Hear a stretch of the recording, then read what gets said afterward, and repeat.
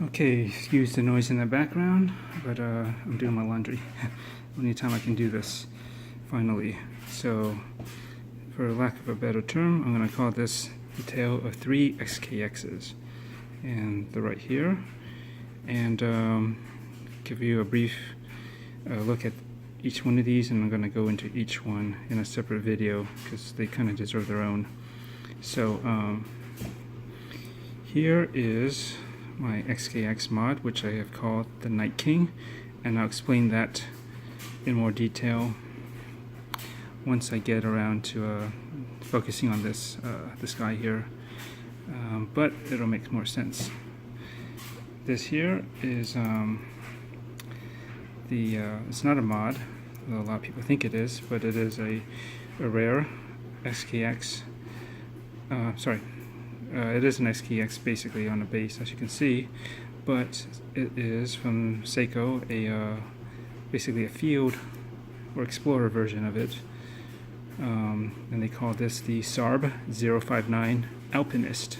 That's right, this is an Alpinist model, but unlike the recently discontinued SARB017, this is a different animal. But you can see here it is indeed an Alpinist. It has a special case back that says it. And yes, this is a very hard to find item. I think it's been discontinued since 2014. And most people try to get it for its signed crown for Seiko mods because the stem and crown fits an SKX mod that has upgraded movements such as a NH35, NH36, 4R, 6R movement that has hacking and hand winding. You can't just use this stock crown from the SKX once you do the movement mod. It's not separable, the stem and crown. So thus most people need to get at least a new stem and usually figure out a new crown, and that's the trickiest piece, and I'll tell you a story about that later. But I found this by luck when I was looking around for this crown because I was waiting for a crown to fit my mod, and I said, wait a minute, here's the whole watch. And since it's rarely, if ever, turns up, I just had to snag it, and it's a beautiful watch, but I'll talk about it more later. And this is my SKX, what I call the inverse Pepsi Tuna mod. And I'll explain that in further detail when I focus on this. But this is basically the ideal tuna style that I would like, but they don't make.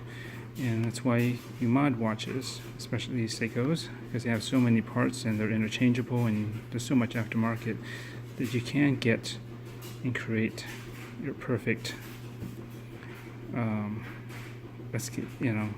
watch, with everything exactly that you want it. So that's it. And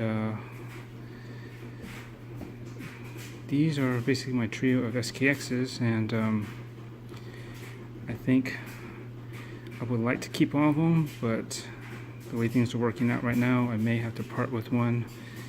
And given they're all basically very hard and rare to find. I mean, obviously these are all one-offs because I made them, and they have very cool features, and they've been well received when I just posted them on the Facebook groups, and even what little videos I've done on them. And this one is very rare too, and I think I'm lucky that I even found it. But if I had to sell one, it'd probably be this one, just because I put so much heart and soul into these two that there's no good way to do it. I just had to pick one, and this is the one that you could possibly find again, but it's highly unlikely. Thus, I'm selling this for a substantial price. Some call me crazy, and I just delete those messages because you know what, there are people that think it's worth it, and they know how hard this is to find.